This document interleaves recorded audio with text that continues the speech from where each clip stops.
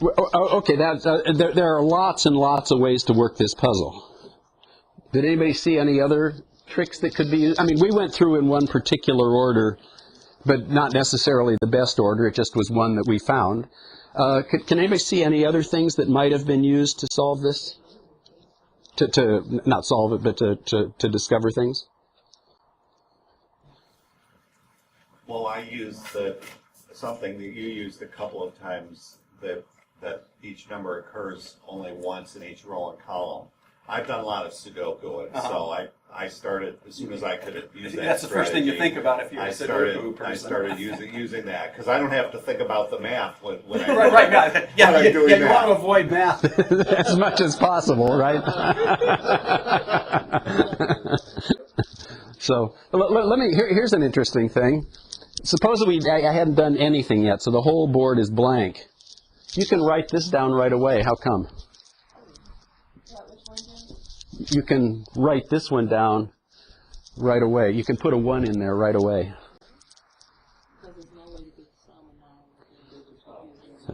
Yeah, think about every row has a 1, 2, 3, and 4 in it, right? So what do all those numbers add up to? 1 plus 2 plus 3 plus 4 is 10. Okay? We've used up 9 of them here.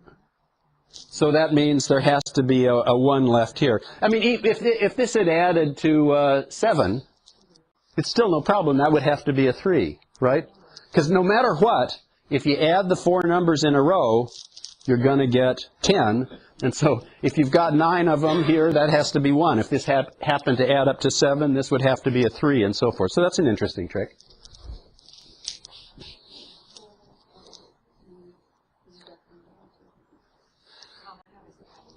Yes? I guess like at 2 rows, like as an intersection. Yeah. First, and so like if I'm looking for a specific box, I'll look left and right and up and down from there to see if other numbers.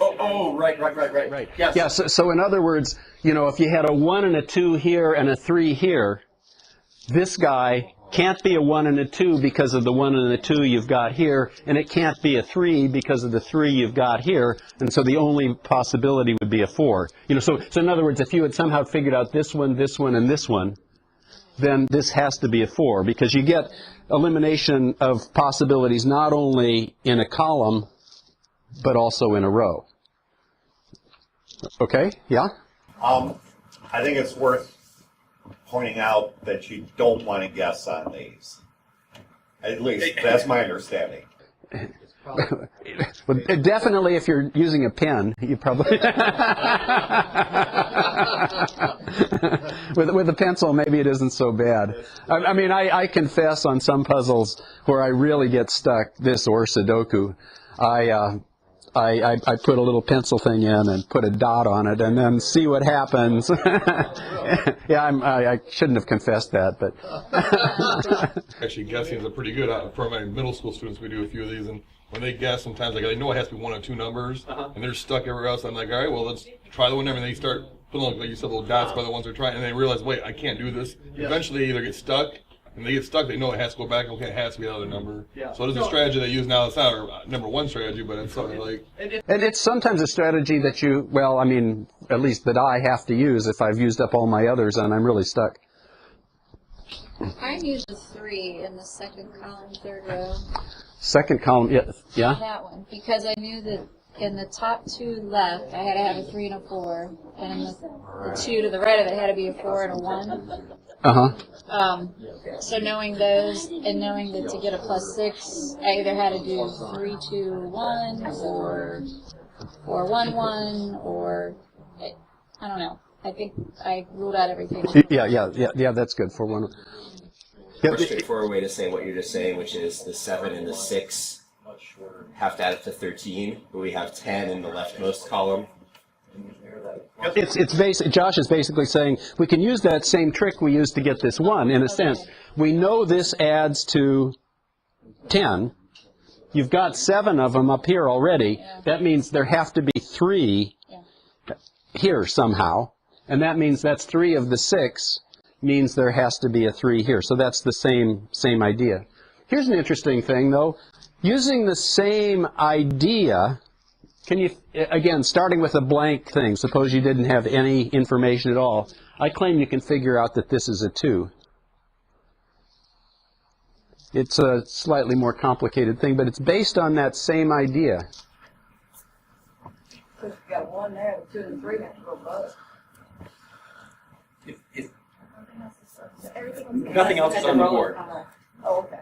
It's, what I'm saying is I still think it's not, this is a little trickier idea, but you can still figure out that a 2 goes here. And it's based on this idea of a row and column adding to 10. If 1 row and column adds to 10, what do 2 rows add up to? Right? Okay. So, what do you know about those 2 rows? They add to 20. 2 times, I don't know whether it's 1, 2, or 2, 1, but there's a 3 here, 6 and 7 is 13.